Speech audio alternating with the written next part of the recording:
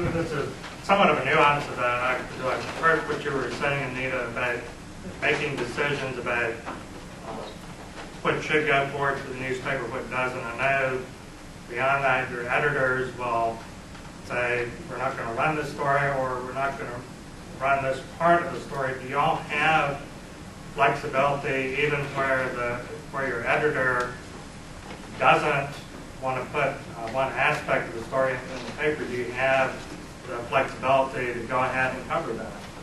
Well, in your blog. I mean, I've been able to kind of keep things going, like you said, like listen, my boss will say, no, that's not ready for prime time, and that's something that I can keep, updating only largely because I'm one of the only contributors on the blog, so I have a little bit more free range, one-man band, so I've got a little bit more free range. But I have had an editor, come in and be like, you can't say that in that post.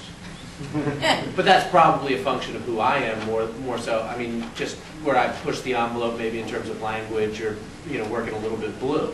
So I've had things happen there, but you also it is an effective tool to say, listen, this doesn't rise to the level of a story yet, but hey, keep an eye out, and you'll see that everywhere. Like, well, watch this. This is kind of an interesting aspect. Developing. What's going to happen here? I mean, you see that all the time, where folks end a post with a question.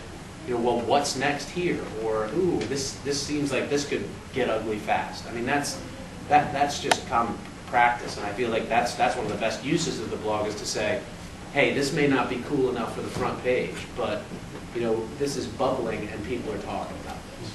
Laurie, I'm wondering how much control your editors have over you, because frankly I feel like you guys get beat on a lot of stuff by bloggers, particularly the Virginian-Pilot. Like, I just feel like I read in Blue Virginia or Vivian before I see it in your blogs, and I'm having this image in my mind of some editor standing over you, I think sort of controlling what's going on. The biggest reason that you guys get stuff first, or Blue Virginia or Ben or Bearing Drift get something first, is because the candidates on either side wanted to come in one of those places first, because it's not going to be scrubbed the way it's going to be scrubbed when it gets to us.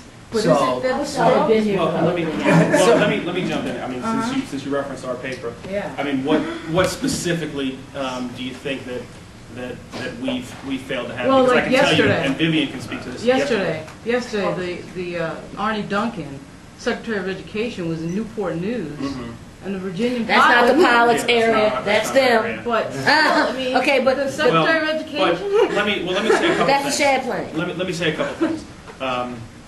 And Vivian knows this because of the way our website is. Let me be diplomatic in the way that I. because of the way our website is set up, a lot of times we will have things, and sometimes we'll have them first, and they will get overlooked simply because you can't find it on the website. I mean, you highlighted that on a post that she had earlier this week.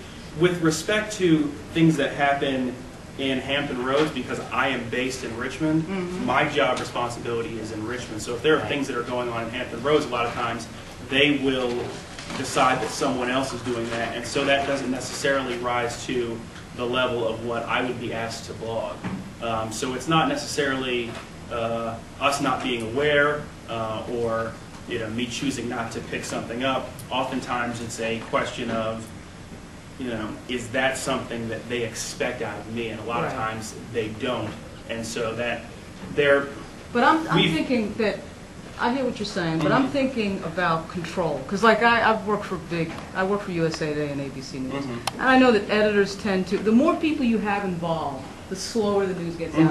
And one of the big advantages a lot of these bloggers have is that they don't have that problem. Right. So I'm just wondering, I know you probably can't, tell it all. No, I'll tell you. Particularly for you and Anita, it's like, I'm wondering, is someone standing over you guys and kind of slowing things down for you a little bit? I wouldn't say that it's that. I think the question, I think it's a couple things. One, I think it's, as Kimball said earlier, we are constantly doing this balancing act between my responsibilities for the print paper and the blog. And the blog, quite honestly, is secondary. I mean, they're happy that we have the blog. They're happy that we're doing it.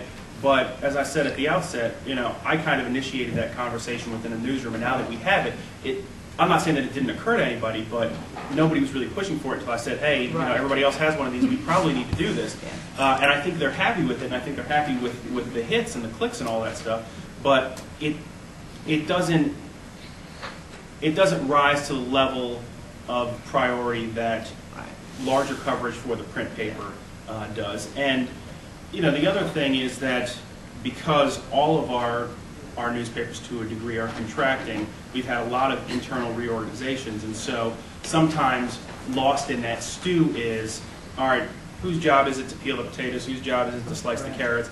And so sometimes, just like Kimball said, we still have a Richmond presence, but we used to have 2 people in Richmond, now it's just me in Richmond. We used to have a DC presence, we don't any longer. So we have people out of Hampton Roads that are kind of covering our congressional delegation, but covering it, as Kimball said, covering it on the ground in Hampton Roads as opposed to doing it in DC.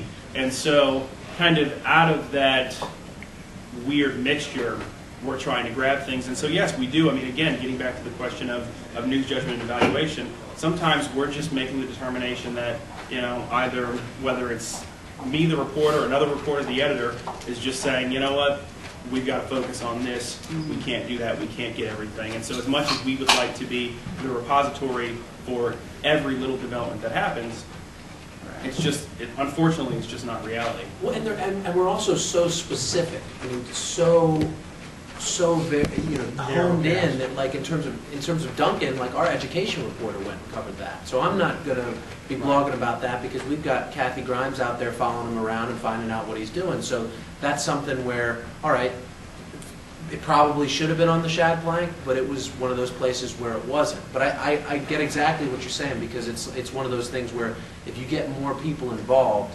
you will gum up the works. I mean, it's like, what the meetings, none of us as dumb as all of us. I mean, it's one of those cases where you get enough people in,